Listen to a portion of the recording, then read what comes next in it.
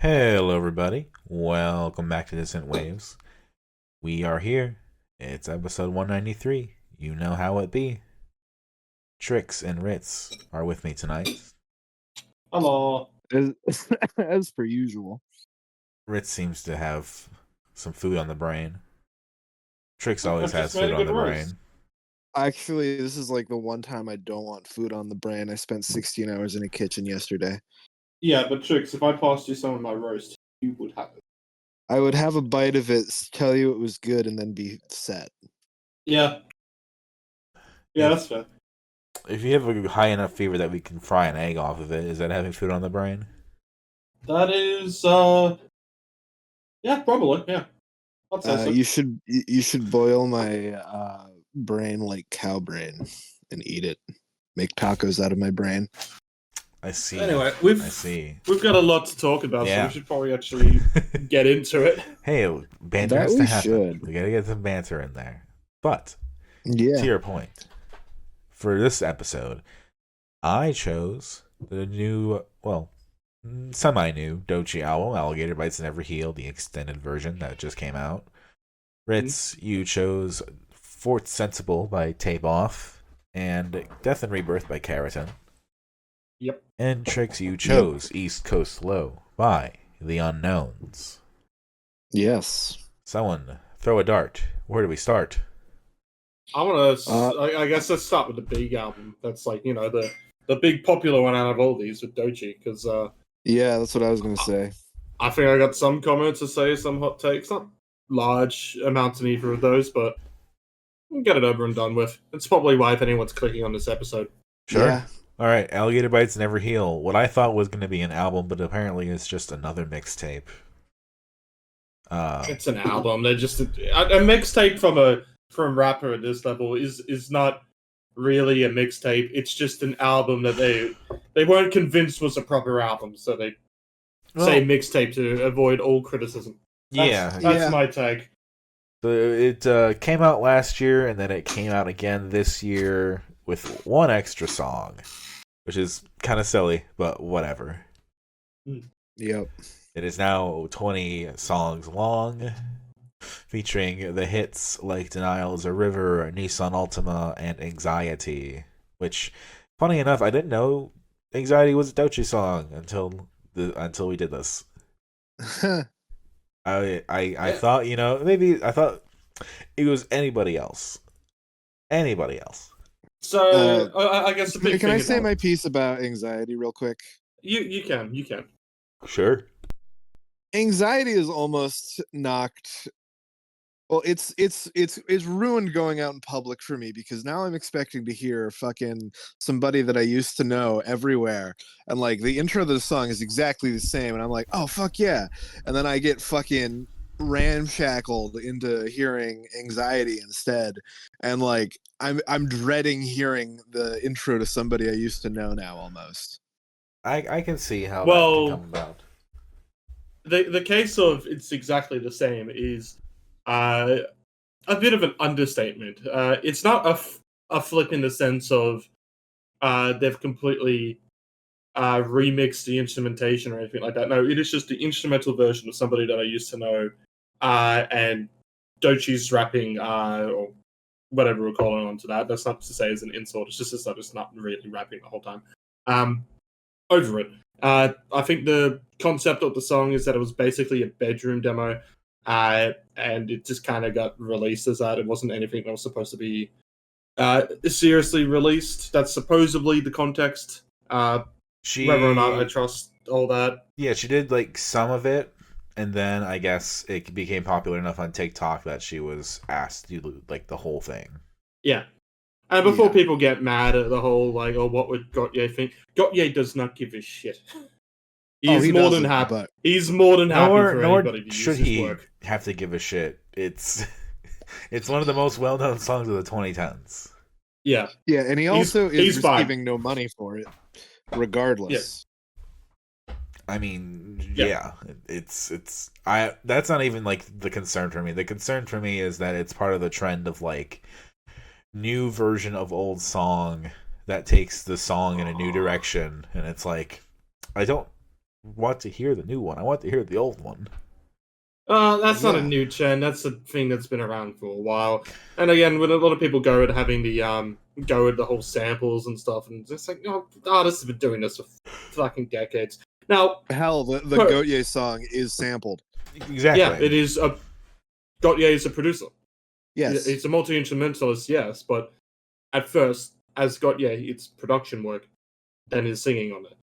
It Yes. is. You can see videos out there of the sample breakdowns, and yeah, I guess I'll go into the context of Doechii or why everyone's covering and stuff, and it's because yes, there's been a blow up on TikTok, for a couple of songs. She had a couple hits, last year, as you mentioned, with Denial is a River and Nissan Ultima. Both of those actually ended up making the hottest 100 last year, so put that into the context, it's even getting into that kind of scene, which, granted, it's gotten a bit more mainstream, but that's neither here nor there. And with that, I guess like the trajectory that we could probably compare Doechii to is probably Chaperone in a bit, sense yeah. of the career. Yeah, Yeah. it's not quite the exact same, but there is some similarities with that. It's the kind of the big star that everybody's talking about now. Chaperone had that big moment with I can't remember what award show it was, but that was when the Good Luck Day thing happened, and there's been the Grammy performance of Denial is a River that's gone up a bit. I think I shared it here. There's been the me versions of Denial is a River, which has had a bit of a, I guess, meme potential. People have been reanimating parts of the music video or doing to the song in that kind of way. I found it when the music video came out in January, when it became a proper single. Yeah. That's another big moment which kind of blew up. There was a lot And of Twitter memes about Denial is a River too, trying to match the meter of the fuck I like pills or whatever.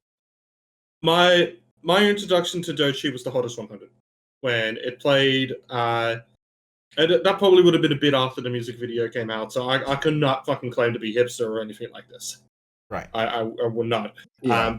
That was my first introduction, and I heard Nissan Ultima and I heard Denial is a River. And my thoughts were Nissan Ultima was kind of a shit song, and Denial is a River was actually really good. It was one of the moments from that countdown which I'd go and say, okay, I haven't heard this song before, but I like it. I will probably go out of my way to listen to this a couple times, and I have. Not much, but a couple times.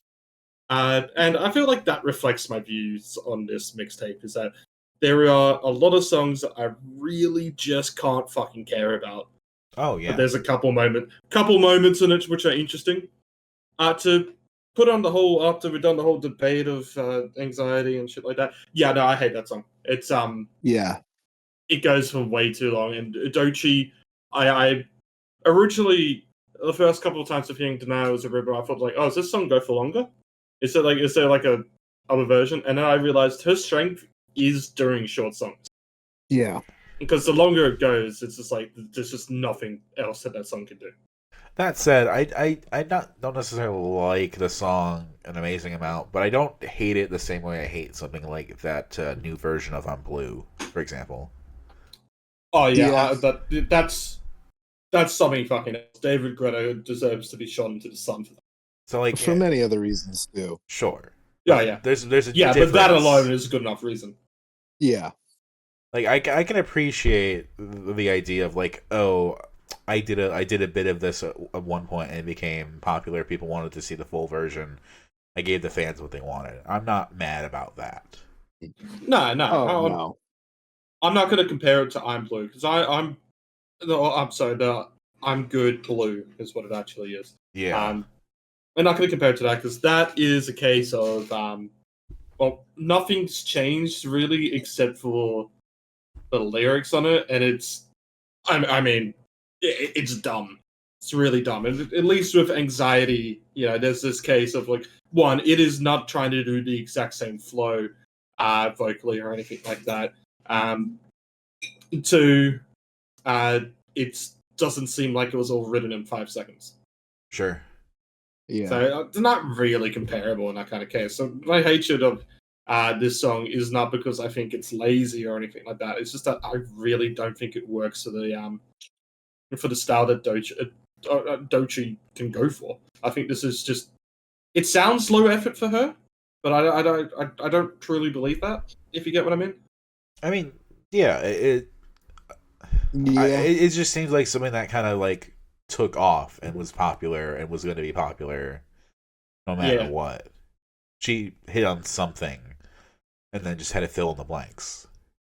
But yeah. I think my I guess my view that I have of her and her popularity after having listened to this full album for the first time ever in full is I only kind of get it.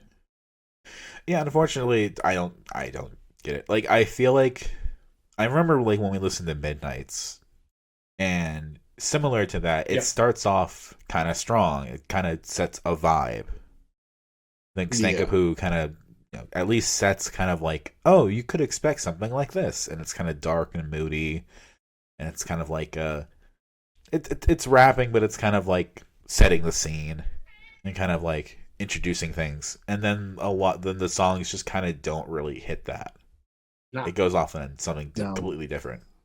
And as a Yeah. mixtape, like it remains aloof and different because mixtapes don't really have to follow conventions as much. And sure, I get that, but there's also just a lot of songs where it's like I don't care. There are Yeah. just long stretches of the album where it's like I do not care. I've said in chat kind of how I felt about this album parts, and it's it's one of those whilst I don't care, it doesn't mean that this is a full like this is so boring, it's bad kind of thing. This is what I would describe as a mid album. I think it's got positives to it, but it's also got negatives. And one of the big positives that I'll give to this album is the fact that because the songs are so short, she's at least throwing different ideas around in this album. And for what is basically a 50-minute project, and we have that feeling of don't care, I also never got the feeling of this dragging. No. Not No, until Anxiety. and that's kind of besides the point because it's just a Yeah, new that's version. just kind of. Yeah. Mhm. I mean, sorry, there was one song that was one of the other longer songs, which I kind of forget off the top of my head what it was called at the end that I had a little of that feeling on. But when you get to the end of the album and something like this, it's not really that much of an effect. I appreciate that. I appreciate that this is not something in which it was just going to be put out the same song over and over and over again. Yeah. And just because I think a lot of these ideas personally just didn't hit for me or work, I still really that's one of the parts of why I can see why people would go into the hype with this, because it seems like the project could go anywhere, And that's the exciting thing. even that if it is mixtapes still bring. even if it is still in the kind of hip hop scene that it is in here. That being said, I'm not personally going to be along for the ride. And that's about my take on Doechii. I agree. Yeah. Um, Do you really care guys to say much? remember? There's one more like anecdote I want to kind of hit on, and that is, do you remember? Were you guys online enough a few years ago when coworker music as an idea first came about? Can you explain? Yeah, you're gonna have to explain. I think I've heard the term, but Coworker music is like the generic music where you're like you look at it like who listens to this, and then you find out that like more normal people listen to it. you know what? Yeah. No, I get what you mean, because I was brought into the office a couple years back. Time to fly down to Melbourne for it, and they had the Spotify playlist playing the whole time there. And like Drake was all over it. It wasn't quite Drake, but like it had that kind of like it had a bit more of a poppy kind of thing. But like a lot of these ones are like I've never fucking heard of this shit, and I never plan to listen to it. And basically after 30 minutes, I go, okay, everyone stop talking, earphones in. But yeah, I get the vibe that you're on about. Yeah, it's like when I worked at Dunkin' Donuts years ago, and they would play 21 Pilots all the time, and like that 7 years old song all the time, and it's like who else is listening to this? I just want to say though, sometimes you get wild fucking song choices when you walk into stores. The two favorite anecdotes that I'll put on here. Quite recently, I walked into an EB Games and Chaos Space Marine was playing from Black Country New Road. Hell yeah, and that was fun. Awesome. And the other wild one is that I've walked into a sex shop and someone was playing Brand New. I mean, I did just recently go to a rest stop on the highway, and they were playing Shaky Graves, which I did not expect. I think that's a bit more believable. I here's a really believable one. In my hippie town, there was a used bookstore, and one of my first times going in there, they just had the entirety of Talking Heads speaking in tongues on repeat. Yeah, that's funny. Yeah, I feel like that's almost more normie, because like Talking Heads are popular as fuck. yeah, but it's putting the whole album on repeat. Like that's the only thing they're playing. Sure, that's fair. How long were you in there? Oh, I was delving deep into the sci-fi section. All right. Favorites, least but favorites of this as well. We got a long day. Favorites: Denial is the River. Least favorite: Anxiety. I like Denial's the River. I think Nissan Altima's fine. I don't mind that song at all. My least favorite, Anxiety, is definitely down there. And I understand what like boom bap's about. I get it. Trust me. I still don't like boom bap. Yeah, Denial is a River. I think just everyone has to agree that's the best song off this. Yeah. Anxiety, I'm not even going to count of the album. It's just kind of randomly added on for streaming purposes. Boiled Peanuts is my least favorite. All right. Dominic, what's the next one? Let's talk about the other single pick this week, The Unknown's East Coast Low. Yeah, the Chats' other band. The Chats, but not the Chats. Yeah, I literally found this band by looking up, hey, the Chats haven't put anything out in a while. What are they doing? And I Googled it, and it's like, The Unknowns. Okay. You know what's actually funny, though, is that Eamon, the guy who fronts the Chats and is in this, has actually started another band quite recently, I believe, whilst we picked this. Oh, shit. Really? It is, what is it called? Egomaniacs. Interesting. Okay. Yeah, that Okay. that got created quite recently, and apparently that's a an Eamon Sandwich band. He has such a great name. Yeah, it's a classic name. Yeah, also, the Unknowns are playing in Sydney quite soon. I might go see it. They're playing at a place called Enmore Hotel. Not to be confused with Enmore Theatre, which is a large venue that you get a lot of internationals at. Enmore Hotel probably fits about, I'd say, 100 people. And we're pretty caught up on the Chats. We only haven't done the compilation of their 2 EPs, and we're otherwise caught up with them. Okay. And I think we had a positive reaction to both albums. I think we all preferred the second one to the first one. Oh, yeah. Yeah. Yeah. Yeah. Is this as good as the Chats? I will say, though, my favorite Chats is the first EP, believe it or not. That's fair. We haven't put it on the podcast, but that's my favorite. Yeah, that's this is good. That's the one with Yeah now, isn't it? I believe so.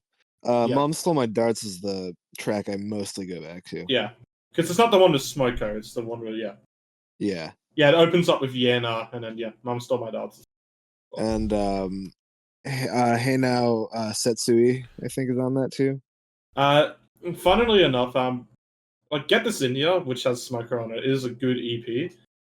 They had a song there called Nazi March, but they've renamed it to Left Right. Interesting. Okay. Interesting. Anyway, yeah, this is a good album. Yeah, it's a very quick one to say it's a good album. It's fine. It's a 20-minute album. Yeah, you're kind of just listening to more Chats, to be honest. It's a kind of very. Yeah. I mean, you could probably say that about a lot of bands in the scene because they all have very similar styles, but this is kind of just the Chats anyway. So it's not as like crass or like as like in your face as the Chats. This is like the Chats you could show your mom. Well, I showed my mom the Chats, but my mom loves this kind of shit. So this is more on the level of like, oh god, what's the band's name? Holy shit, Hockey Dad. Yes, not kind of surfy, but I get what you mean. And it looks like they have a new album coming out in July. Yeah, they released a single in between Tricks picking this as well. So apparently you woke them up. Good. I want to hear more.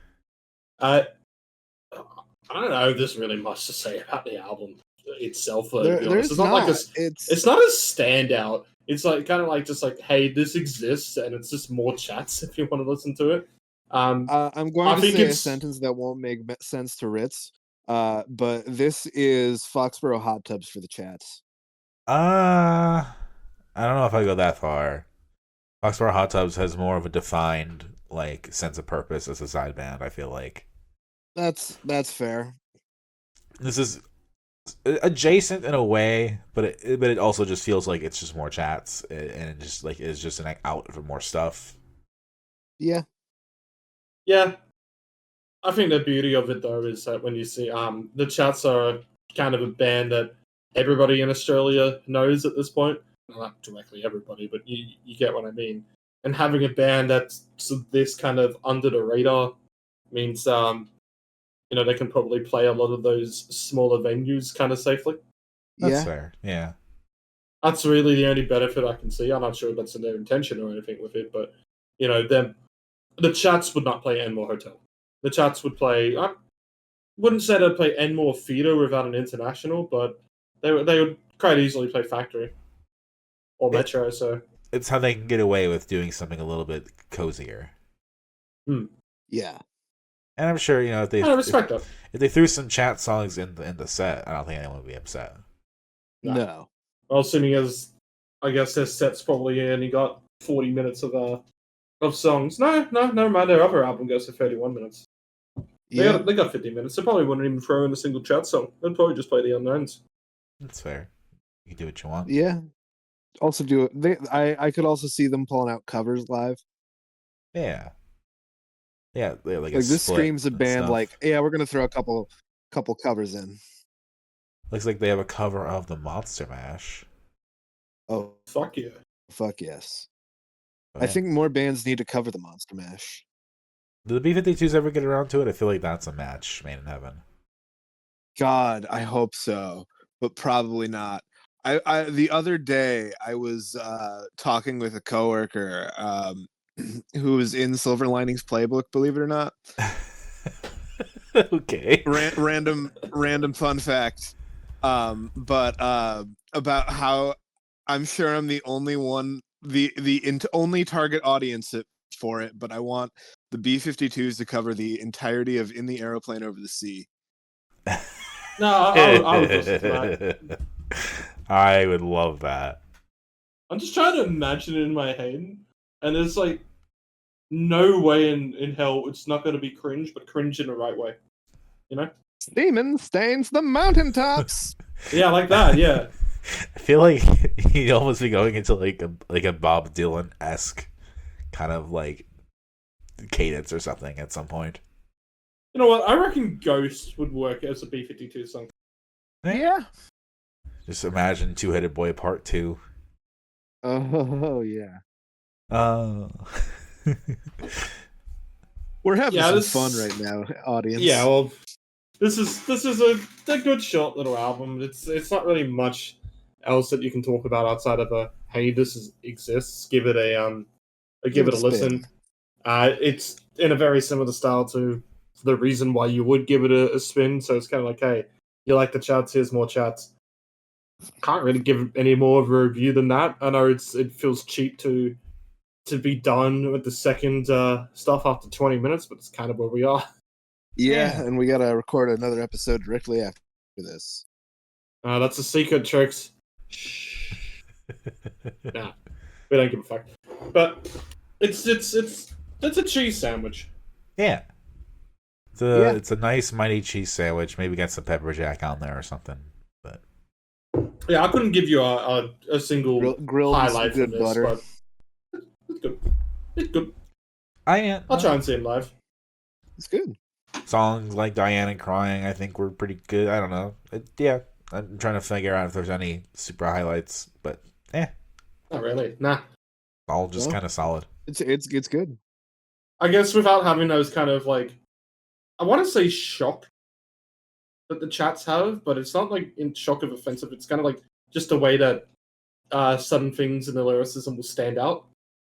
It you don't really get that standout song, but you also kind of just realize that you will just listen for the instrumentation as well. So There's no I've been drunk in every pub Yeah. in Brisbane. yeah, No, yeah, But, like- she's so much. phenomenal kitchen music. Okay. Would you think that Cosmic Psychos were good kitchen music? They were pretty good kitchen music, yeah. That tracks. All right, we got 2 things left. Tricks. Let's go with the full length on your pick.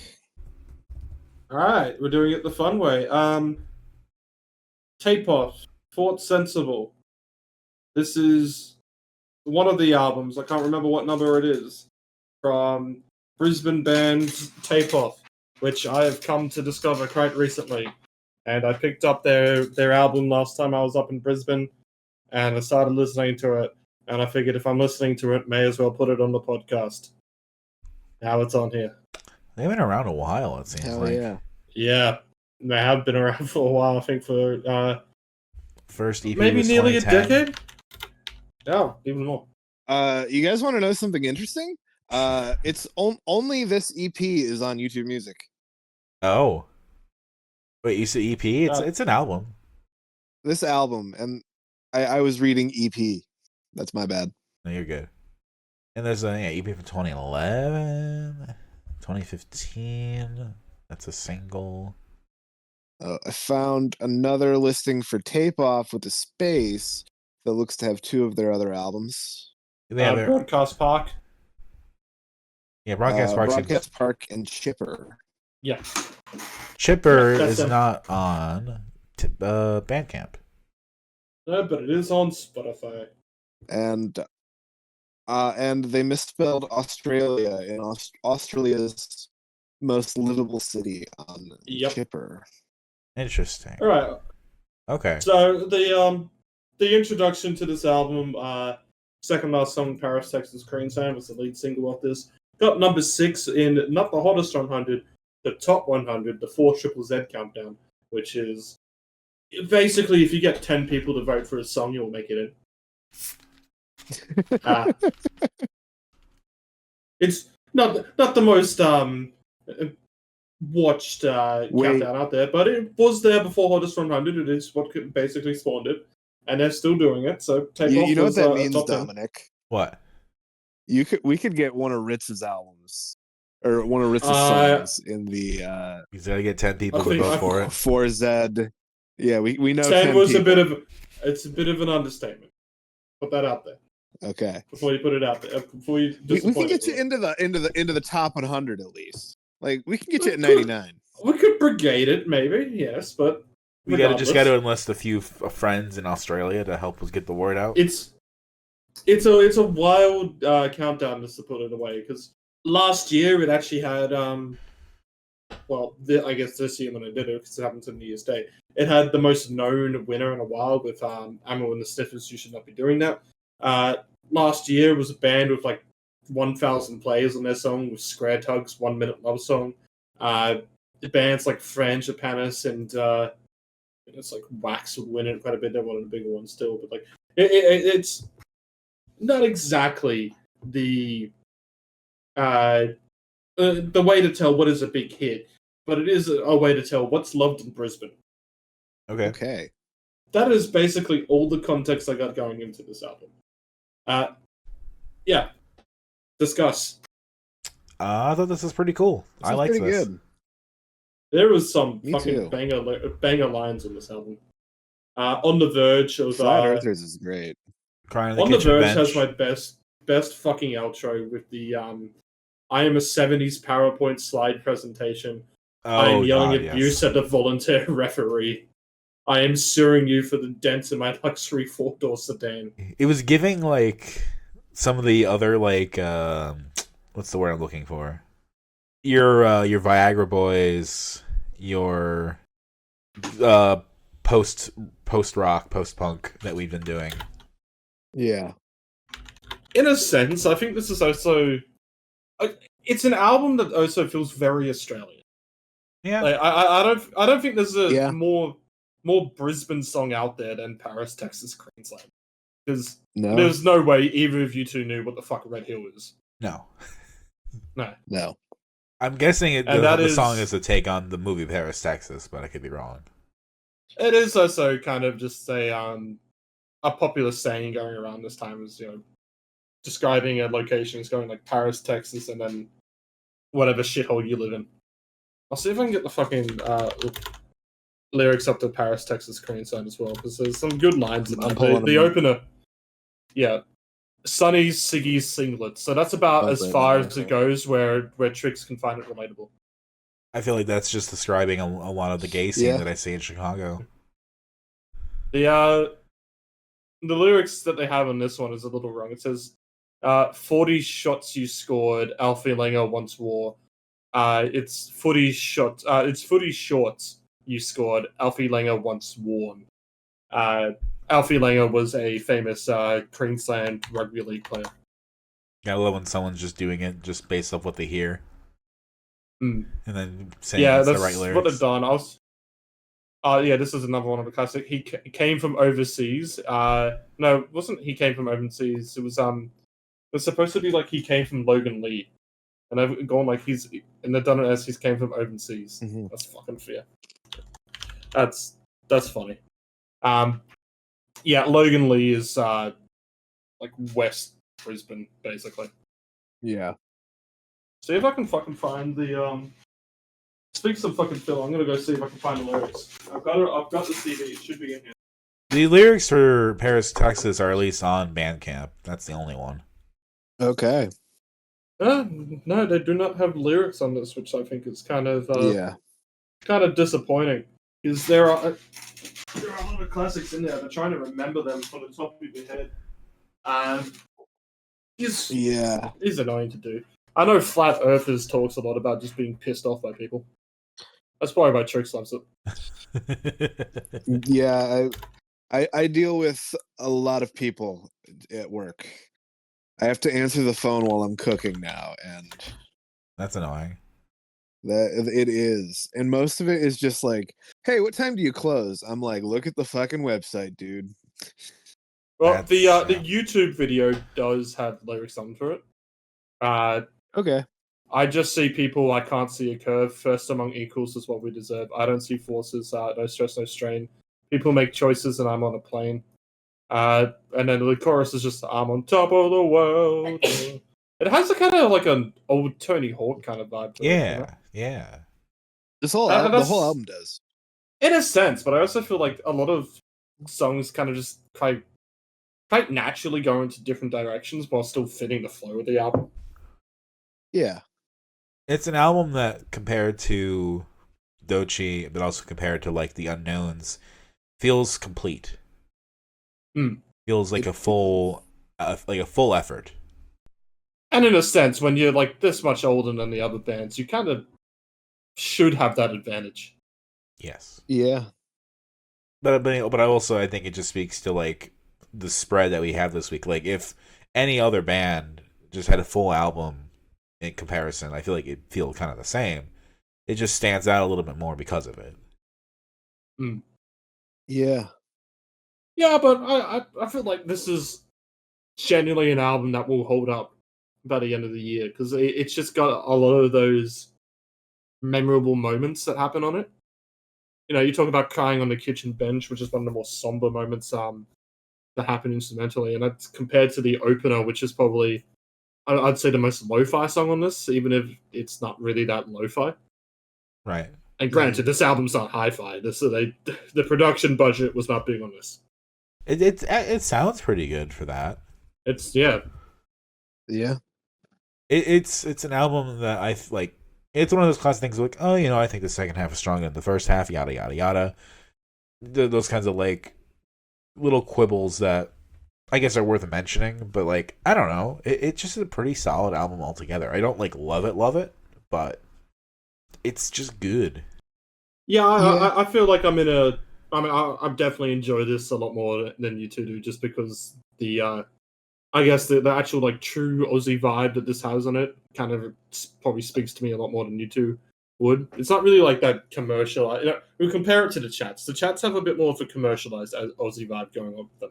And Mhm. I like following like kind of like the super specific stuff. I think that's really fun. Mm. Like Yeah. I don't know what it's like to be drunk in every pub in Brisbane, but I dig the vibe. Yeah, I'm not saying it's a Yeah. bad vibe to have. It's enjoyable for a reason. But I'd almost compare this to Kieran J. Callanan, where I think the kind of the Aussie nature of that album, it was not so much like trying to put on a stereotype. Sure. Mhm. Um, yeah, I appreciate how this album isn't afraid to try different things while still going into its sound. I think it flows well as an album. Yeah, I don't think this will be like the whole best fucking album of the year kind of way, but I think it will be one of those ones that are like in the end go like, yeah, I did enjoy this enough for it to be like here or something like that. It's definitely If what I'm gonna Paris, come back Texas, to. if Paris, Texas, Yes. Queensland was this year, it would be gunning for my top 10 songs because I love that fucking song. I think it's the All highlight right. out of everything in this episode. But unfortunately, 2024. So gonna have to find a new song off this album to appreciate. It'll probably be On the Verge, just because that outro is so fucking good. I can see that. But I yeah, could do. Night Shift. Uh, the only thing that I hate about that song is I get a bit of a brand new vibe from it. Yeah, I'll throw out the ZZ Pop. I thought that was pretty cool. Into the Ocean. I liked. And Yeah. then Monday's kind of crying on the Fa- kitchen bench again, but you get what you get. I mean, yeah, Crying on the Kitchen Bench I think is the better of the two, but Monday is not a bad way to end the album. Mm. no. It's fun little album. Not little, but No, I wouldn't. Yeah, it's It's definitely not not, little. but This is 40 minutes. Oh, it was shorter than Doechii. average sized at best. the Doechii's also 20 tracks. Yeah, this is Yeah. half that. And I'll tell you what, this left more of an impact. Yeah. Favorites off this, On the Verge, Pixelated Confetti, the opener as well, I love. Some Paris, Texas, Queensland. Least favorite, probably Night Shift. It's not just because of the vibe that I get from it. I think it's just kind of the weaker ones out of it. I liked Yeah. Crying on the Kitchen Bench. ZZ Pop Into the Ocean, Paris, Texas, Queensland. My least favorite's probably I don't know. Probably I'll just say Night Shift. Favorites for me are Flat Earther and Pixelated Confetti. Least favorite for me is Night Shift. All right. I guess it's up for the last one now. Keratin, A Death and Rebirth. It's kind of going a full circle thing because the kind of moment that got us into the full cover all the Aussie screamo scene was when we would look back at you did that show with Keratin and Freezer, so I covered both Keratin and Freezer, and now we have a new Keratin EP. The first Keratin EP fucked. This EP also fucks. Yep. It do fuck. I still haven't seen them live because every time they played in Sydney, I've been out. Like, come on, don't do this to me. I will say I think I don't know if any song is quite as distinct as some of the songs on the first one, but I do like what this is going for. Yeah, this is a bit more of a blender than Only I was, but Right. like, fuck, it just fucks. It's It they do. have this sound that they're going with, this kind of like post-rocky scrams, the style that they're going on. Not in a slowcore kind of way that everyone else has been doing, but it feels like I wouldn't say like cinematic or anything like that, but it feels like there's a bit of a dramatic sound going on. Yeah. With the backing instrumentation that just really makes everything hit fucking harder. It's really well produced is the other thing. I don't know who's produced it, so apologies for lacking on that, but good shit on the production there. It's fucking recorded insane. and mixed by Simon Maish at Lily Street Studios, mastered by James Plotkin at Plotkin Works. It's a short, again, like a lot of the things we've done this week. It's short. It's only 12 minutes. It's 4 tracks. It's shorter than Only I as well. So it's somehow even more condensed than that. But it also feels unlike Only I, where I feel like you could just go to single moments in it. I feel like this is just like you put it on the full thing and just listen to the 12 minutes. Yeah. It's it's not like like there were tracks in Only I that like, oh yeah, this reminds me of these other things I listened to that are. He's really fucking vocal tonight. Come up here or not? That was my first time hearing him. Well, yeah. Anyway, like there were songs on Only I that I was like, oh, this sounds like other stuff that I really like, and so I really dig the vibe. And this time it's just standing on its own, and that's cool. Yeah. Good shit. That was fast. We've done the fast reviews in episode 1. Sometimes it'd be like that. It kind of just is. I don't think it's worth really going around in circles that much just to fill time, because what else is there to fucking say? If you haven't listened to Only I before, then yeah, you probably haven't heard this one and probably have no idea what we're on about, but go and listen to that or our review of it. It's probably a bit more in depth. This has a very similar sound. I think that's the only complaint that you could give, is that it's just more or less the same, but that's not really that much of a complaint, seeming as they've kind of gone to more nailing it this time around consistently. Yeah. I would say this is probably, as an EP or like a full listen, probably better than Only I. In some ways, yeah. I don't think it's got the highlight like Only I does with Still Krill, but Hateful. Don't forget Hateful. But I'm sure as I go listen to this more, I'll probably find something that sticks out more, because I will be listening to this more, because it fucks. I will also be listening to this more. It's really good scrams. I think we can say safely that the Aussie scram scene will be fine. Yeah. No real favorites, least favorites. It's all good. It's a cheese sandwich, and it's a good cheese sandwich. Cheese sandwich with like some balsamic glaze and some caramelized onions. Someone put brie into this cheese sandwich, and it worked. Ooh. Oh fuck! Next time I'm at the place I work tonight, because I work 2 different restaurants. I'm going to have to make a grilled cheese with brie, caramelized onions, and a balsamic glaze on a ciabatta bread. That sounds fantastic. Why does every album / EP discussion we talk about turn into cheese sandwich conversation? Because I'm lactose intolerant, and I fucking love cheese. And we're secretly a food podcast. Yeah, Yes. I feel like everyone who's lactose intolerant loves cheese. Just the ones who are allergic to dairy don't, and that's probably for a much more understandable reason. Yeah. Yeah. I'm good on this.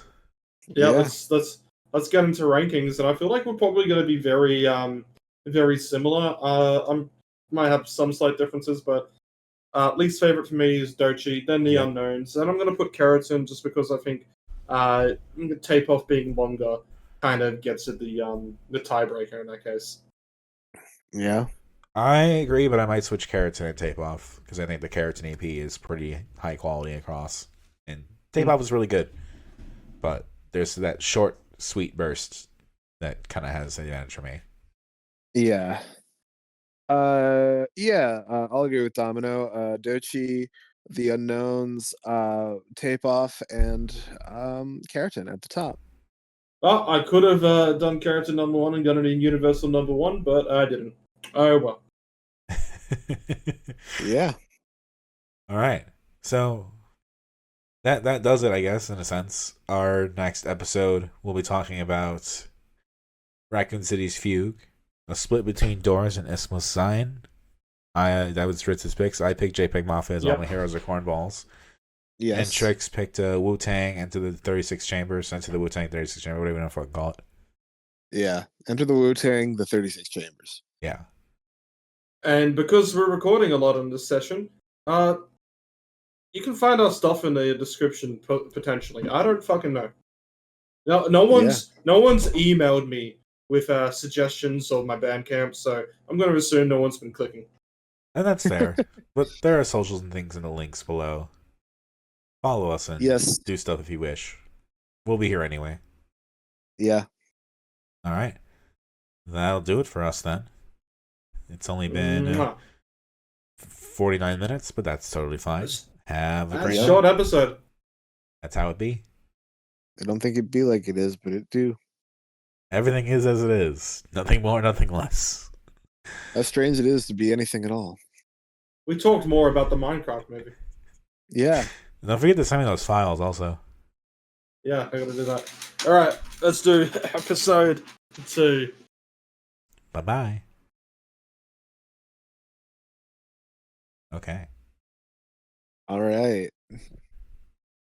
I'm gonna crack a drink.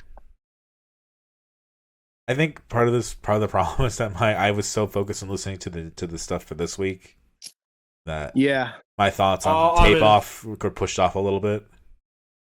I have a similar vibe, but I was somewhat split.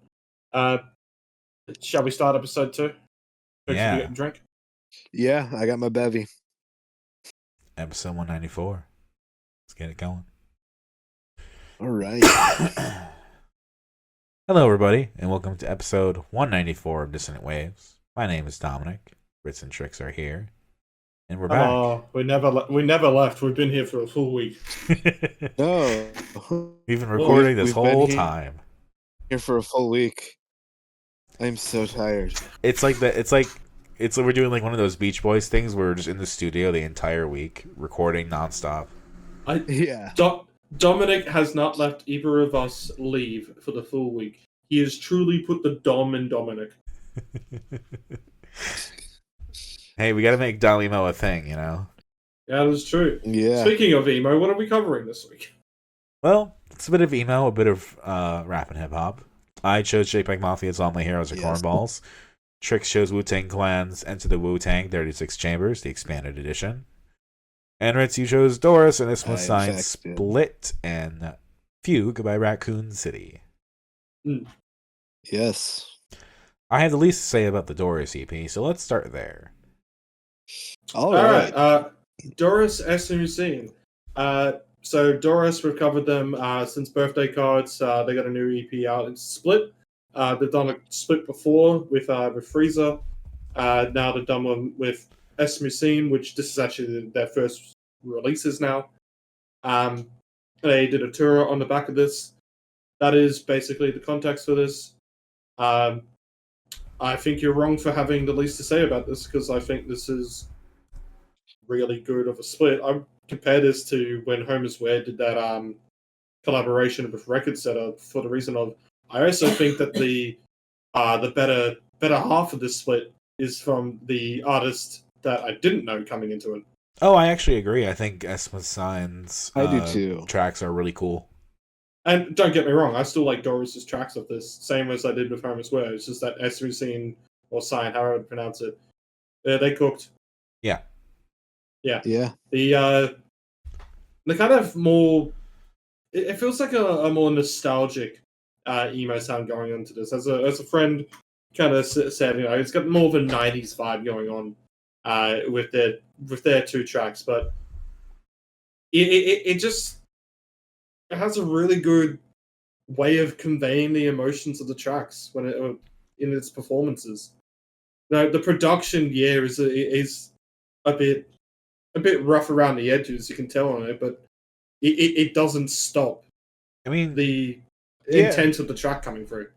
and it seems to have gotten some notice. So I'm on the website right now, Kitty Records, and it is sold out for the CD. Yeah, Wow. yeah, but it's not like they have the largest amount of stock. No, but No. it seems to be hitting with at least people that are paying attention. Yeah, no, that is true. I actually got a free CD from them, so shout out to Zeke for just not letting me pay for it. Hell yeah. I feel like I like Doris away from the weight of the first album. I feel like that colored them in a certain way for me, but outside of that, I still really, really like what they're doing. Yes. Yeah, they're not as slow on this split as they are on the album. This feels a lot more indie rock focused. Back onto the kind of stylings of the first one, and I think like this is halfway between Birthday Cards and Four Trees. Rip birthday And cards. birthday cards, yeah, birthday cards. It's an era that seems to be not. It's not forgotten by them. It's just not on the streaming. I can't tell you all the reasons behind it. I'm not gonna try and figure out all the reasons behind it. They have played Teeth once in an acoustic setting. That's about as far as they're going. And I believe the music video and stuff is still up, so it's not like it's completely erased, but it's also just like not there anymore. Yeah, Kind of weird. which I think is a shame, but Definitely. Understandably, they've gone in a completely different direction. and even then, even from Yeah. that, it feels like they kind of are at least plotting out something different here. Which this is a split. If you have a couple loose songs that kind of go together that you want to throw somewhere, this is the place to do it. Yeah, and they both go together. Every bird, every hound. You can't tell me that they're not planned with each other. No. And Yeah. I like every bird as well. I think it's them going a bit more conventionally structured is how I'd put it. Yes. Even though I wouldn't say it's got Yeah. a full conventional structure. I think the chorus hits on it pretty hard as well. I could tell you after a couple of days of seeing it live that the mosh goes hard for it as well. Actually, funnily enough, in Brisbane, it went harder for Esme Scene. I somewhat feared for my ribs. So how I do was these like, that's an elbow in the rib. Yep, all right, that hurts. how do these sound live? Oh, fantastic. Do the Doris Very songs good. slot in with the rest of Doris' stuff? Doris did. So they did a couple sets that I saw. I didn't miss their. I missed their one completely at Camperdown Park, which was they just played basically in a park, and it was a very like completely DIY acoustic setup. I saw the one season 3, which was a bit more of a band setup for the acoustic one, and they played their proper set, which is only like 25 minutes at Bearded Lady, but at the Chippo, which is like kind of the hometown show, we'd call it, even though they're originally from Maitland. That one was a 50-minute set, which is wild for any fucking emo band to be doing at the moment.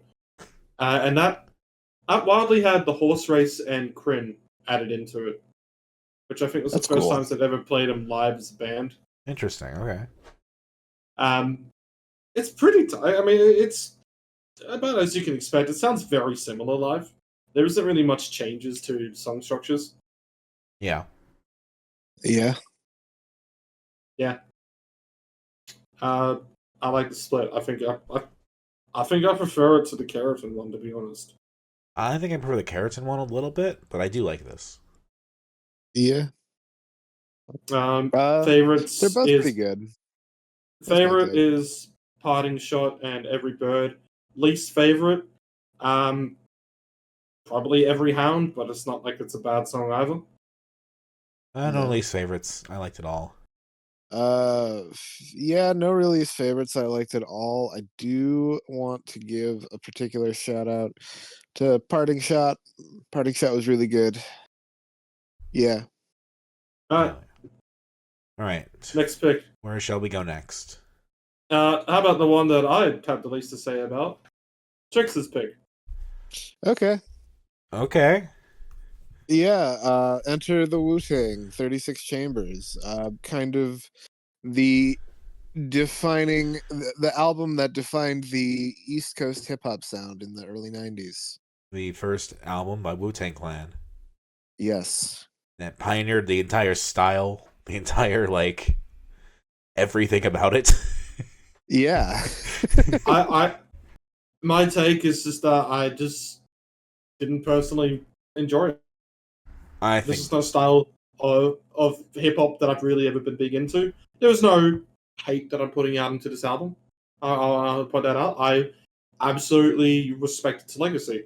Yeah, I have a take. It's dying on a hill, and certain takes I will recognize how hot of a take they are, and just die on that hill and go like, well, fuck, I'm going to defend it until I die. But this is one of those ones of I don't really care. I would say the takeoff, I didn't really like it that much. but everybody will go and say, and I'm like, I'm not going to defend my take because I will take the L. I will take the L that I'm wrong. Obviously I disagree. Yeah. I think, for such a big collective, there's like moments on this album that are made to have like most everybody have their moment to kind of give color to every person coming through. Like, whether it's like fucking Old Dirty Bastards, like his voice, when you got Method Man on the mic, when you got like fucking RZA and Jizza. Like, they all bring such different things that make the album stand out a lot.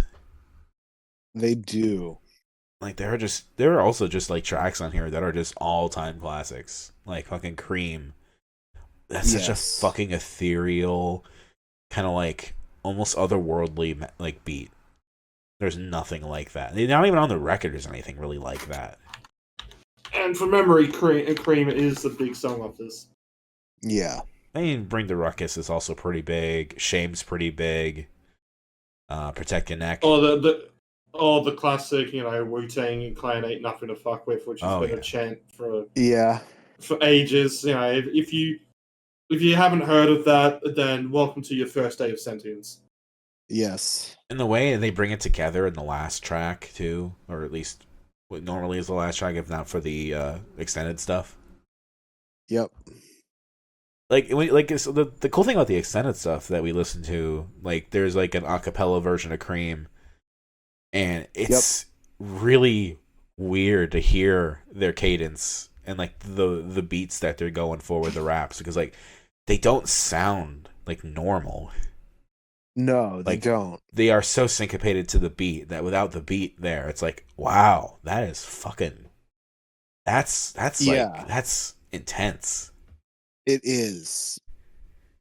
And I don't know. Like I guess I just get it. There's something about like the whole presentation here from the get-go that just works really, really well. Yes. I mean, I can't even really lie and say that this is Seinfeld affected. In a sense, it is, because, well, yeah, everyone did try to replicate this. But also, the style of hip hop, the scene of hip hop has changed so frequently over the last couple of decades. Oh yeah, that it's like, no one's recreating this now. I do have a point to make. Yeah. And that is that there was a Wu-Tang Clan PS1 game. Yeah. It was just also like a 50 Cent video game as well. Time is cyclical. Wu-Tang Clan or Wu-Tang Shaolin style. You remember when that pharmaceutical guy? Yes, time is cyclical. The only Wu-Tang album. Yeah, that was unfortunate. You know who owns it now? The government. The U.S. government. Yeah. Yeah. That's funny. Maybe one day we'll get to hear it. Yeah. But I mean, I think Wu-Tang kind of went off in some weird directions after a while. But, for what this beginning holds, at least, I think it's just amazing. Like, I can't say I agree with everybody what they've done since, but like, goddamn. You're never going to agree with every action from bands in the 90s. Like they're just the hooks feel so effortless. Like Protect Your Neck, it's just even just through the repetition. Like just fucking coming in with Bring the Motherfucking Ruckus. It is. Is Tricks cut out a little bit? Yeah. Tricks, bust out some mad rhymes. Oh no, he's on silent. Tricks, do you reckon you could sing the second song from the album? Jesus Christ. My mom loves Old Dirty Bastard. Yeah. I just said that my mom. That's a classic. I agree. That's a classic. Your mom, absolutely.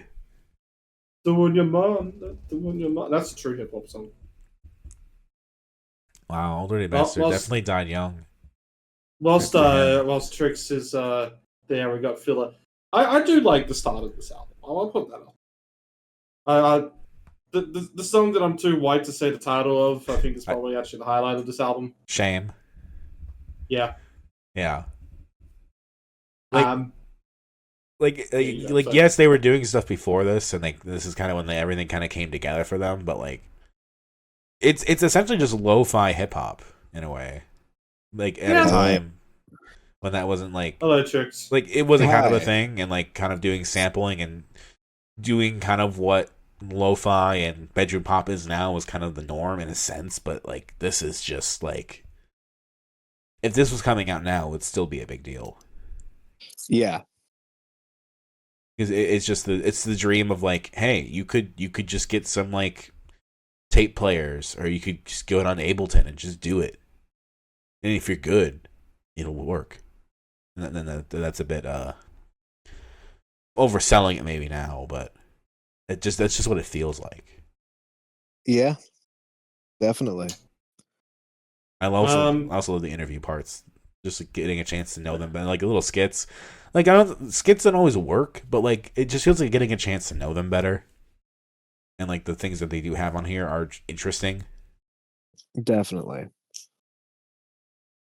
I've got nothing else to say about this album, but if you two got more, please go ahead. I'm just pointing out that I'm tapping out here. I will say what I was saying before I cut out, and that is, for some reason, my mom fucking loves Old Dirty Bastard. His voice is really something else. Yeah. He's a little more. You can tell when it's him. Yeah, he's a little more sing-song, a little more deeper, and it's like, it's distinct. It stands out. Yeah. This is really fucking good, and really, like, you can see why it's like cornerstone in hip hop. And I love that you picked it of all of us. Yeah. Well, I feel like I was the most likely to pick it given my old school hip hop taste. But then you said you weren't going to pick any more rap. Well, I lied. Like, yeah, I don't know. I've heard parts of this before in the past. You know, it's like I've you know, I know this album. I never listened to it in full before this. It's like hearing it now. It's just like I get it. I love this. Yes, this is fucking great. Favorites. I mean, God. Bring the Ruckus, Shame, Plan in the Front's also really good. Cream is the best. And I do love that part 2 brings it all together in the end. Yeah. Favorite is Shame. I don't really hate any song on here, so I don't really have a least favorite. Granted, I didn't hate this. I don't hate every hound when I put it, but I just don't have a stick. Yeah. Favorites for me are The Mystery of Chess Boxing and Cream, and no real least favorites. This is just great. I had to give it a least favorite. I'd probably say either Method Man or Tears, but yeah, there's no real least favorites here. Alright, well, we've got 2 more things to go through on this recording. Dominic, which one are we doing next? Let's pick JPEGMafia. Alright. This is an album that I've thought about picking since it was new. All I hear is and we did Film a Plum instead. And I still stand by that. You know what? I agree. That was the right choice. I think in the hindsight of both of their careers and everything, and just what holds up, Better in Black was the right choice. Yeah. Thank you for picking it. Yeah. For me. Yeah.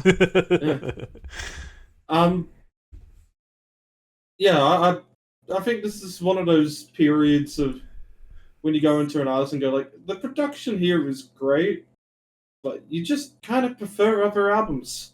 No, I feel that way. I feel like this is a cool, like, singular piece. Like, it works as an album, but it doesn't. There's nothing specific that stands out very much on its own. Except for Jesus Forgive Me, I Am a Foot. That will forever stand out for me. The song titles on this are fucking great, I will say that. I do gotta give it to Grimy Waifu. That one does stand out a little bit. Or Through the Frail as well, where the dude decided to jump off the balcony at the Enmore Theatre during that song. During the period in which there was no JPEGMafia, so he was off the stage for a bit. Yeah. But, I mean, I guess I kind of feel like the way that I thought about Scare and the Hose.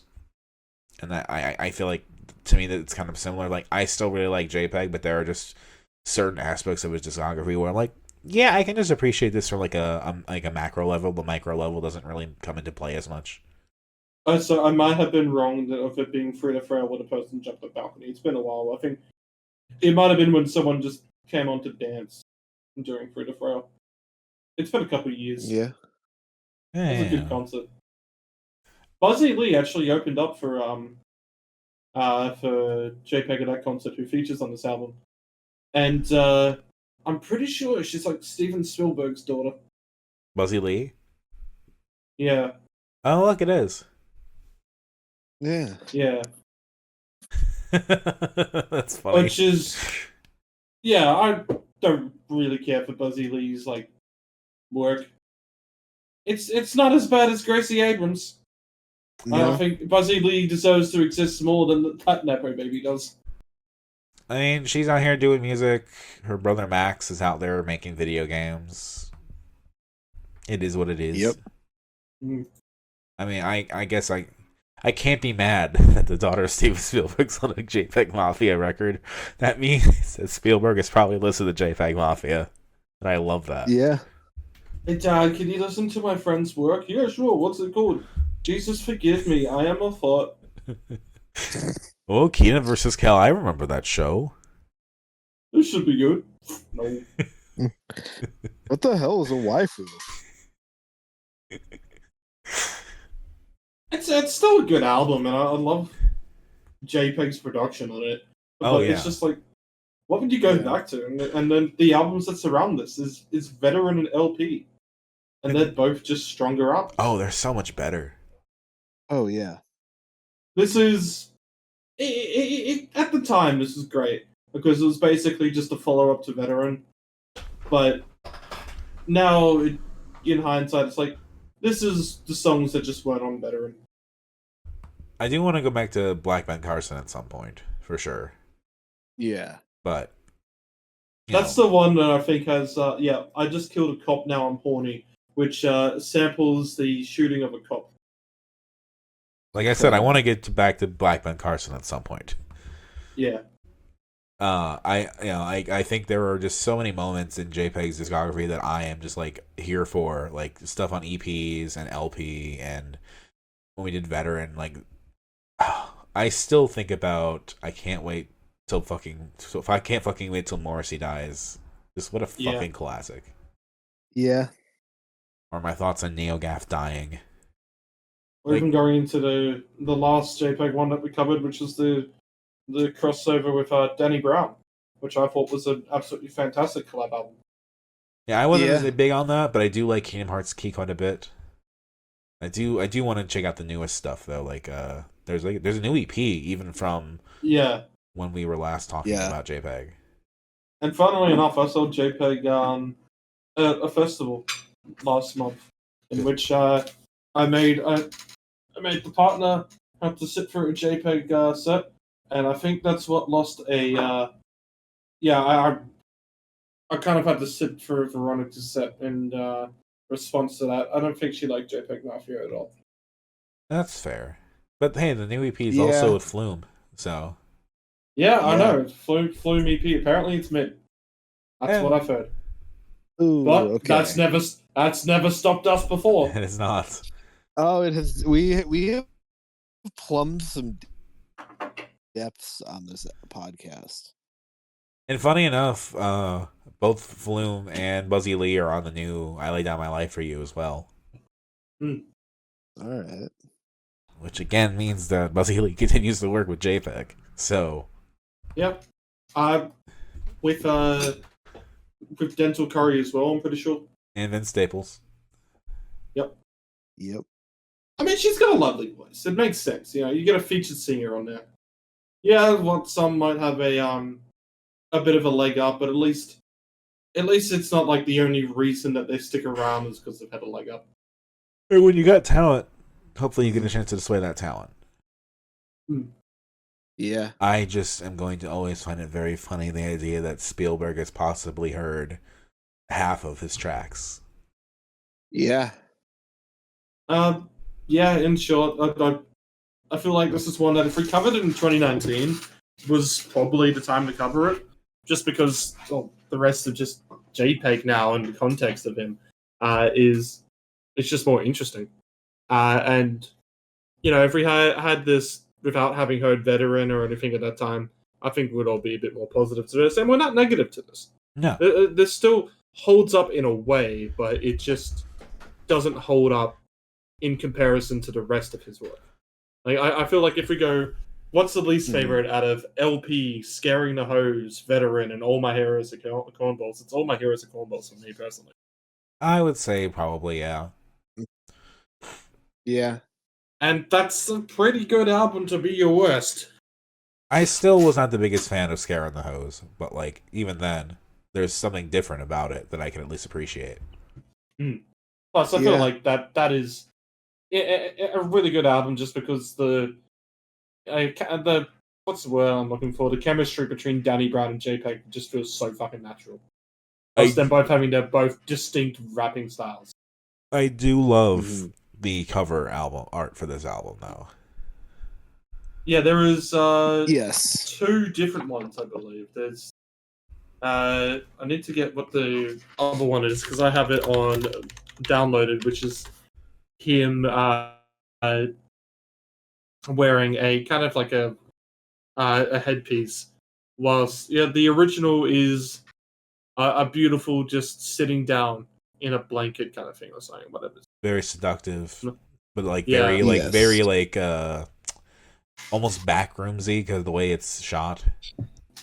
The single from memory, this with the fucking chimney.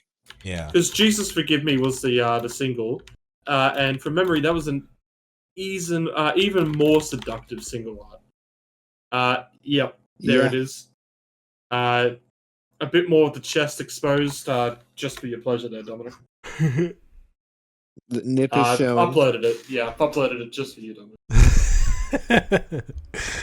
It's a lot more seductive. Damn. I like that he's smiling in the smaller one. Yeah. That's amazing. I have not seen this one yet. That's great. He's wearing leggings. Hell yeah. Like those are like this pantyhose. Like those aren't socks. Hey, JPEG does what JPEG does. Yeah. Yeah, that's probably the way of putting it. Favorites, Jesus Forgive Me, I'm a thought. I do like Free to Fail. I like the production, something like Grimy Waifu as well. Least favorites, probably something towards the end, like Buttermilk Jesus type beat. I like Rap Grow Old and Die and No Child Left Behind. JPEGMafia type beat. I do like Buttermilk Jesus type beat. My least favorite's probably something like the title track or Prone. Favorites for me are Beta Male Strategies, Grammy Waifu, and my least favorite is Buttermilk Jesus type beat. All right. So Dominic, you mentioned something a bit ago, and I kind of theorized just before we'd done these 2 episodes that this would probably be it. You said something was going to be in your contention for best album in 2025. Yeah. Yeah, it was Raccoon City, wasn't it? Oh, 100%. Yeah. Yeah, I agree. Raccoon City Fugue, or Raccoon City Police Department, as they originally were, because yes, it is a Resident Evil reference. Adelaide-based emo. They have been around for a while. Their last album was in the mid-10s, I'm pretty sure. So really? I've gotta go check it. I might be wrong with the timings there, but I know they've at least... They had an album in 2021. 2021, I am wrong. Yes. But then they had an album before that. Yep, Nightlife 2014. Their first EP is 2011. Unfortunately, it's going to be away for a little bit. Fortunately, it's because they're having a kid. But unfortunately, that means not going to get a proper tour for this album, which sucks because, God, this is something that I think you probably have gone back to over and over and over, and I just can't because it's intense. It's really fucking intense, and it sticks with you the first fucking time you've heard it. Yeah. There's so many good tracks on here. It's this is Like, this is a class. This is an Aussie emo classic. yeah. Yeah. Like, there are only a couple songs that I really don't go back to as much as the others, and there's like 3 maybe. Which ones are they? The beginning, Daniel, Fugue, yeah. and Start Again. Like, Start Again's still pretty good.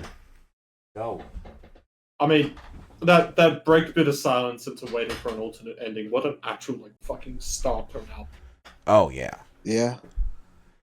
And god, there's just no tomorrow as a concept altogether. Yeah. Yeah.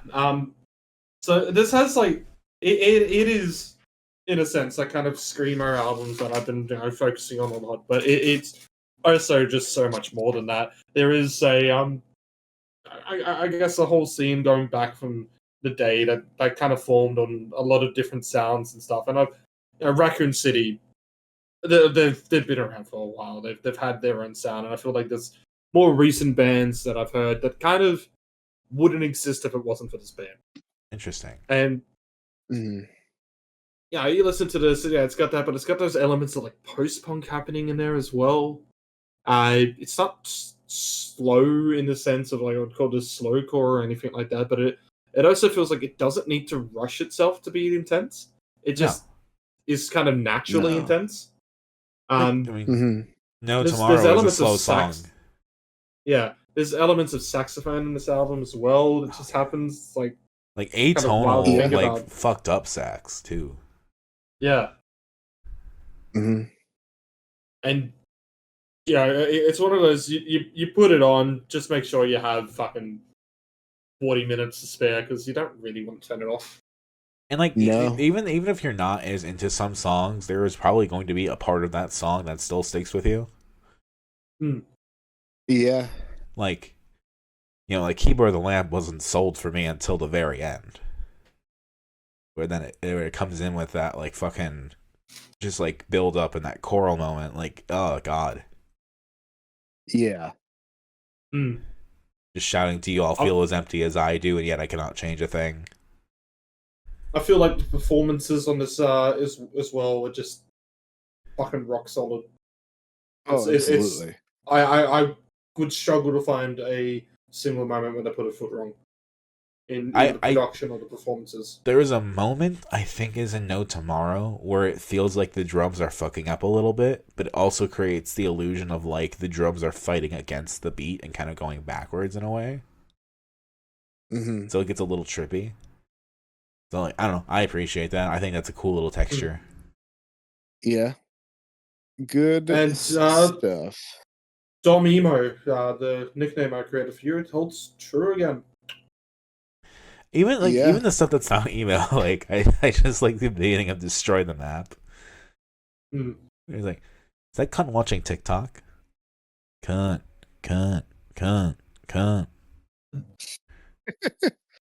Yeah.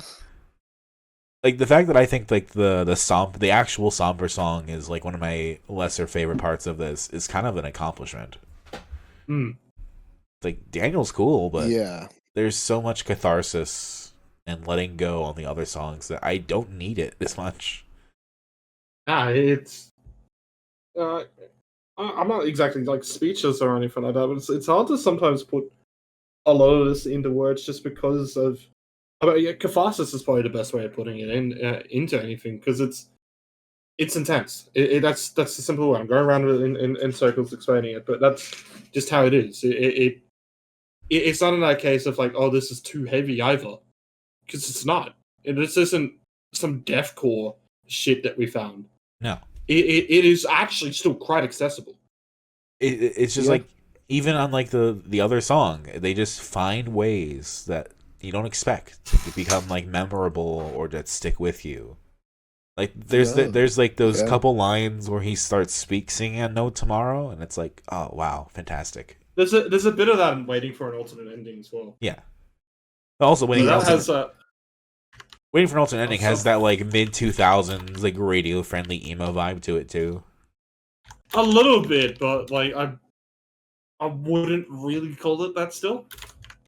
Like I can imagine someone with a Tumblr profile that has "and I break my back for you, for all of you," that I could have such an impact on another person's life. Mm-hmm. Yeah, I mean the opening part of that song though is a bit of a whole that's gonna be on someone's Tumblr profile or something or MySpace bio. Absolutely, but I think like the first time I heard it, it was kind of like a whole like, wait, hold on, what is they actually on about now? Because this is like quite not in a whole like oh they're talking nonsense kind of way, but just the directness of the lines that happen in there, which seem to be basically somebody recognizing the fact that whoever the other person on the line is about to kill themselves. Mm-hmm. Yeah. It's a very tough subject matter to go into, and at the moment, I first kind of hit that. That was like kind of whole like, what's the kind of word? Like I guess stop dead and kind of like focus on what's fucking happening because that's what it feels like on this album is that things will grab you and then you just don't let go. Yeah. It's reminiscent of La Dispute in a way. In a sense, yeah. It's got that kind of post-hardcore vibe, yeah. Yeah. Mm-hmm. And like obviously nothing's gonna quite be King Park, but there are moments that like I don't know, they're not in the same conversation, but it very much is like, would this album exist without something like that? I don't know. Like there's certainly an honesty and certainly like I think a reason that this exists on its own, but I think other influences like that are certainly important. Mm-hmm. And I mean, the qualities about this are kind of the qualities I have to say about the Wu-Tang album, and like there's such an effortlessness it feels like to this stuff. Like, of course this sounds that way, and of course they would do this for that. Like, it sounds like a modern classic. Yeah, I feel like it's when we talk about effortless kind of vibe, it feels like all the kind of like big moments that happen on this album. It doesn't need to force you to tell you that it's a big moment. You just know, and it's still just going. And that's, I guess, what leads to its intensity is the fact that you can't just kind of really sit and reflect because it's still just going. Yeah. Mm-hmm. You kind of left to wait until it's all over to just go like, "Oh fuck, that was good." And yeah, and I don't know. For me, I needed to listen to it a few times to really let it sink in because it's like there was just so much. It hit for me first time. I mean, it definitely hit for me the first time, but it was like, but how did that go again? Like what was that part? I needed to hear it. I needed to hear it. I get that. I get that. Like, I am surprised I've never heard of them before. I thought they could have been a new band for all I knew. But like, hell yeah, I'm glad that they've been around for a while. I'm glad that they're kind of like a fourth wave into fifth wave band. Yeah, yeah. We've still got a very long year. We've still got a lot of very like hyped albums coming out, but this is a very strong early contender. It's not quite that 10 out of 10 for me or anything like that, but it's probably a strong 9. Really good. It's good enough that it's like I don't know what else is going to like what is it going to take? Is the question. Yeah, it's in the period of the year where we start going and saying like, it's not a Raccoon City, or is it better? It's like compare it to Anthem Up There. That was a strong album that came out earlier in the year. And it took something like Hellfire for at least to make me kind of doubt myself. Mm-hmm. And there are years where it's like it took me a while before I heard Gami Gang. Or like we did One Wayne G right away, and for me that was locked in. Yeah. And nothing was gonna quite do what One Wayne G did. This I feel like there's a chance for sure, but it's such a strong showing. If this isn't in any of our top 10s by the end of the year, it's either been a really strong year or something else happened. Yeah. We all died. Yeah, and I feel like it's more likely that it's been a very good year if this isn't in the top 10. Even if this isn't emo album. like certain songs definitely will be. Yes. Yeah.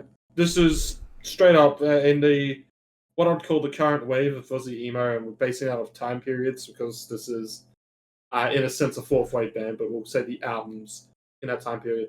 This is probably one of the best, if not the Aussie fifth wave so far. There are a lot of albums to compare into this.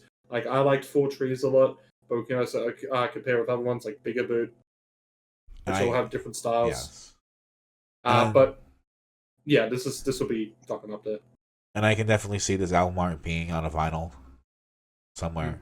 Absolutely. I can't wait going in 5 years' time, going like, "Oh, have you heard this album?" It's like, wait, are you happy or sad? I don't care. Listen to it anyway. I'll ruin your day for you. Yeah, it's not kind of like the make you depressed kind of sad. I don't think this is a depressing album in that type of way, or if it's vibe, but it is. Yeah, it's still quite a heavy album.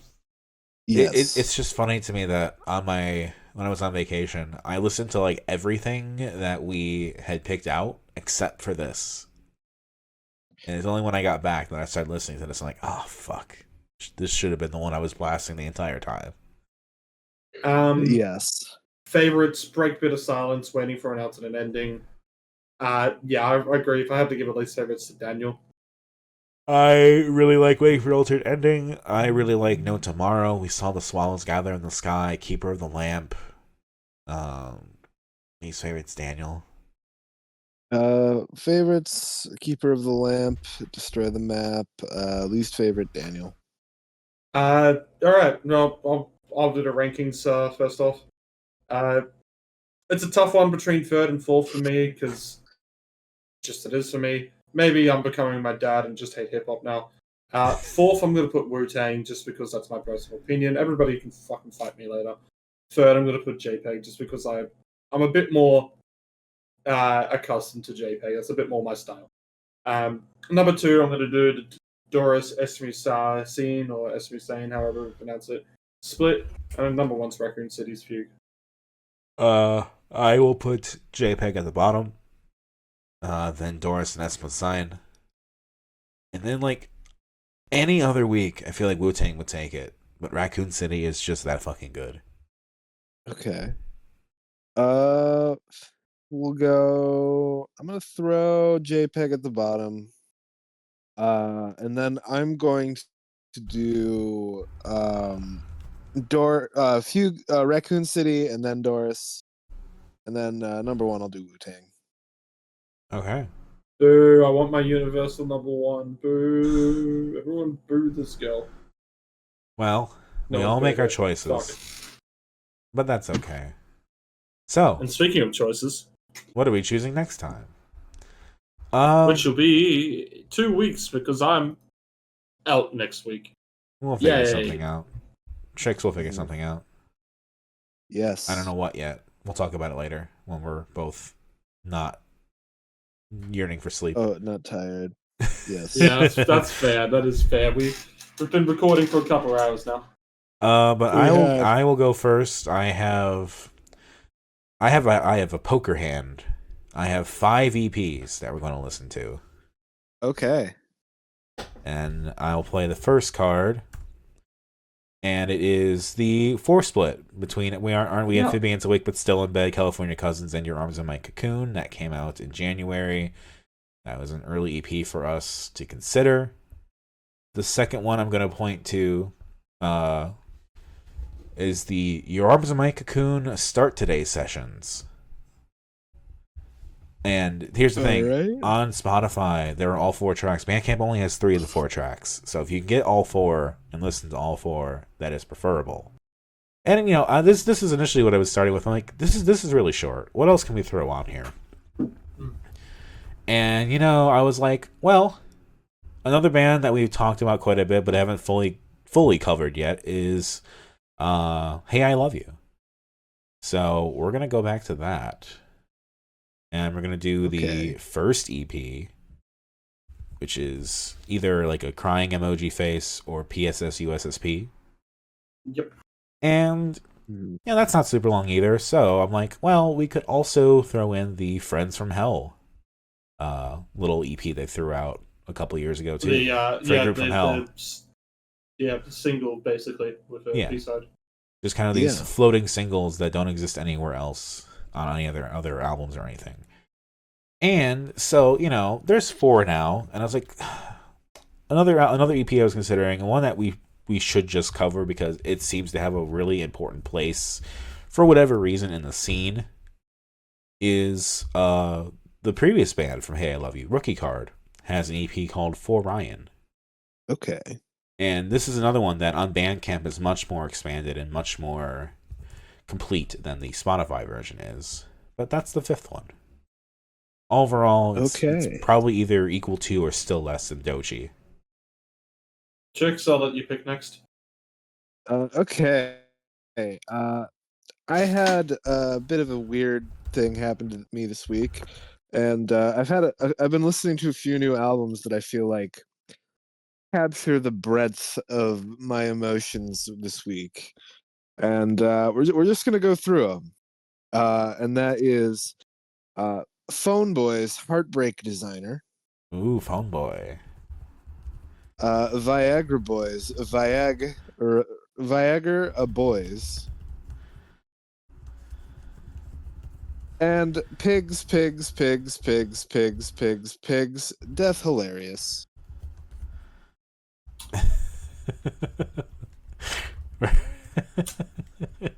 I am currently just looking for an album to add on to mine, because I'm still trying to stick a bit with the Aussie stuff at the moment, but I also I did a good amount of emo here, so maybe it's a bit of time to just move it, I guess. This one will do. They sold out their show, so they got a bit of popularity.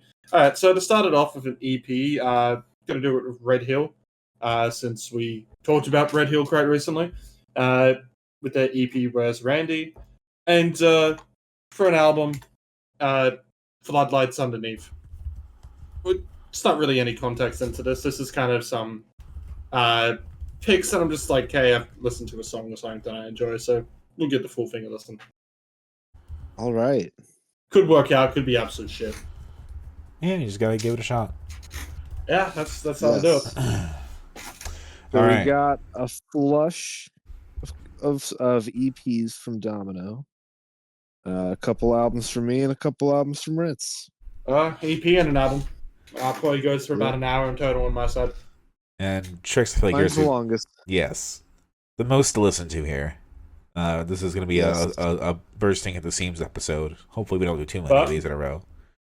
We do have 2 weeks. We have 2 weeks to cover all this. That's true. Yes, that's why I picked 3.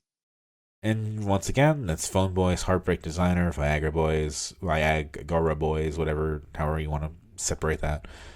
Pigs X7's Death Hilarious. Ritz, you chose Red Hills, Where's Randy EP, and Floodlights Underneath. And I chose the 4-way split between Aren't We Amphibians, A Week But Still in Bed, California Cousins, and Your Arms in My Cocoon. The Start Today sessions from Your Arms in My Cocoon. Hey I Love You's Crying Emoji / PSS USSP, whatever EP. The Friend Group from Hell EP. And Rookie Cards for Ryan EP. That All right. will do it for Dissonant Waves this episode. The Spotify link for Pigs X7 has Hog in it. Is Hog in it? Yep, at the end. That's incredible. I still find it funny that I've seen Pigs X7 live. It just sounds like a band that, but not have toured Australia, but it just did. Yeah. Anyway, I've been riddling. You can catch me in the kitchen cooking a nice lamb roast that I cooked up with some nice green beans, carrots, corn, and mashed potato with a gravy that ended up being quite sweet, but worked pretty well. Lamb it's a good protein. I recommend it. I'm also on. Am I on anything else? No, I think I'm just in the kitchen these days. You know who else is in the kitchen? I have been Tricks, and you can catch me declining cocaine in a kitchen near you. And I am Dominic. I'm around doing stuff, making a mess of things, having an existential crisis, picking myself back together again and listening to a bunch of music. And Right. you can mix and match that order depending on the week. And before we close, I just want to point out on the day of recording, because I've just opened up Instagram. You know what turned 30 years old today? What? One of the first ever albums we covered, Machiavelli and the Four Seasons. Hell yeah. How nice. Happy birthday, Machiavelli and the Four Seasons. Happy birthday. That's all. Happy birth. All right, that's going to do it for us.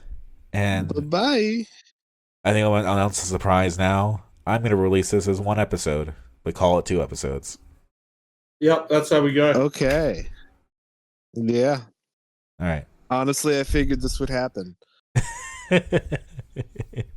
All right, we'll talk to you all later. Bye-bye.